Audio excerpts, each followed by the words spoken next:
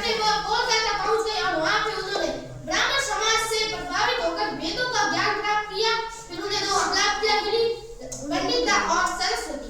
इन उपलब्धियों के बाद उन्होंने नारी शिक्षा के लिए, उनको वेदों के ज्ञान के लिए, शास्त्रों के ज्ञान के लिए अनेक आंदोलन किए। उसके बाद उन्होंने अत्यधिक शिक्षा प्राप्त करने के लिए वो इंग्लैंड देश गई, वहां से वो अमेरिका देश गई और अमेरिका में जाने के बाद उन्होंने भारतीय विधवाओं महिलाओं को प्रोत्साहित किया, उन्हें धन का संग्रह दिया। उसके बाद धन का संग्रह देने के बाद वो वापस अपनी जन्मभूमि महाराष्ट्र लौट आई।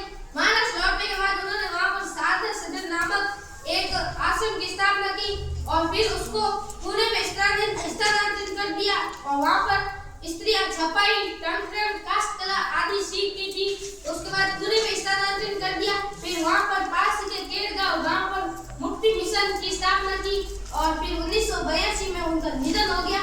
उन्होंने उनकी दो प्रसिद्ध रचनाएं थी, स्त्री धर्म नीति और आई कास्ट।